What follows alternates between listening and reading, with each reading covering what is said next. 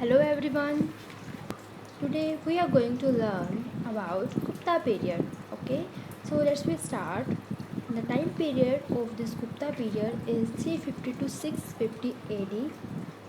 गुप्त के golden age की जो शुरुआत हुई थी वो फाउंडर श्री गुप्त के साथ हुई थी। गुप्त वंश ने उज्जैन से उड़ीसा तक पूरी गंग घाटी को कंट्रोल में किया था। पहले मथुरा और गंधारा की इंडियन स्टाइल की जो ग्रोथ थी वो बहुत स्लो थी, पर बाद में सातवना और अंधरा के नियमों के अनुसार विकसित हुई थी।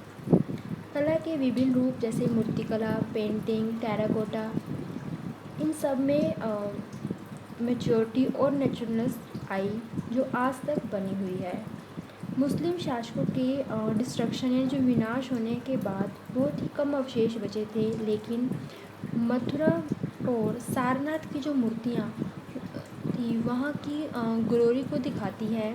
इमोर्टल अजंता के जो म्यूरल यानी जो भित्ति चित्र हैं वो आज भी टॉप पर सबसे उच्च शीर्ष पर बनी हुई है। इस स्कल्पचर में बुद्धिस्ट, जैन और हिंदू धर्म की खड़ी और बैठी हुई फिगर्स हमें देखने को मिलती हैं। ओके, अब इसके बाद हम टू फेमस वर्क के बारे में पढ़ते हैं। गुप्ता काल के जो टू फेमस वर्क थे, ये हमारा पहला वर्क जैन तीर्थकर।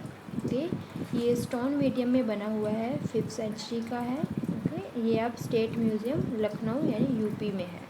ओके, जिसका थीम है वो है जो प्रसिद्ध यानी जो फेमस जो जैन देवता थे वो पद्मासन में बैठे हुए इसमें दिखाए गए हैं। मुख्य जैन डाइटिस्ट जो थे वो 24 तीर्थंकर हैं। इसमें जो पहला था वो ऋषभनाथ था और जो अंतिम था वो है महावीर।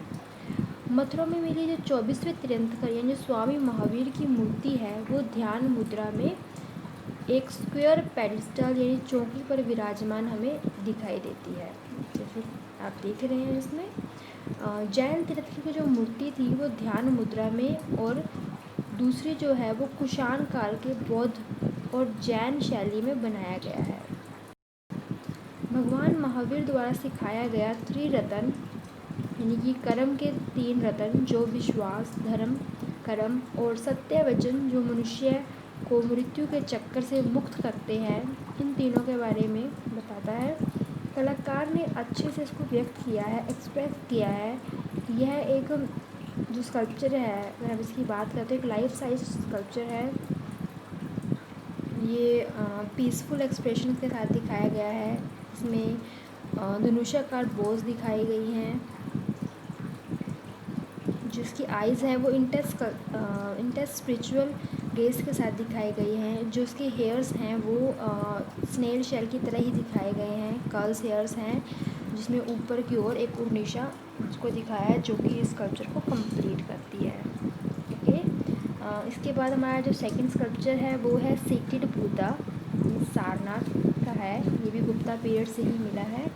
ये चुनार सैंडस्टोन से बना हुआ है, 5th सेंचुरी एडी का है, और ये अब सारनाथ म्यूज़ियम यूपी में है। ओके, गुप्त काल में जो सारनाथ बौद्ध संस्कृति थी उसकी सबसे ग्लोरियस साइट है, जहाँ बुद्ध ने डियर पार्क में अपना पहला उपदेश दिया था और व्हील ऑफ लॉ यानी कि जो धर्म है उसका जो नियम है उसको सेट किया था। बुद्ध जो था इसमें फिगर में लोटस पोजीशन में बैठे हुए दिखाए गए हैं। वे पद्मासन में बैठे हैं और जो उनके हाथ हैं वो धर्म चक्र परिवर्तन मुद्रा में हैं, और जो उनके जेस्चर हैं वो turning the wheel of law को दर्शाते हैं। इसमें आधी बंद आंखें दिखाई गई हैं जो मेडिटेशन करते हुए थॉटफुल मूड के साथ दिखाई गई हैं। उनके जो हाथ हैं जैसे कि किसी को दुनिया को जो है संदेश पहुंचाना है। इसमें धनुष की तरह बोहें दिखाई गई हैं, लोटी फॉर्म की तरह आइज़ दिखाई गई हैं, और जो लंबी लंबी बाली दिखाई गई हैं, कानों की बालियाँ दिखाई गई लंबी। और जो बुद्ध है इसको ओवल शेप में दिखाया है, जिसके राउंड चीक्स हैं और जो उभरे हुए होठ बनाए गए हैं। जो इसके होठ बनाए हुए हैं वो धीरे से मुस्कुराते हुए दिखाए गए हैं। शरीर जो है इसका पतला है और थोड़ा लंबा है। इसकी जो लंबी गर्दन है इसमें 2 लाइंस दिखाई गई हैं, जिसमें हमें स्किन फोल्ड्स को दिखाती है। ये जो इसकी नेक की जो लाइन है ये डेलिकेट और रिथमिक है।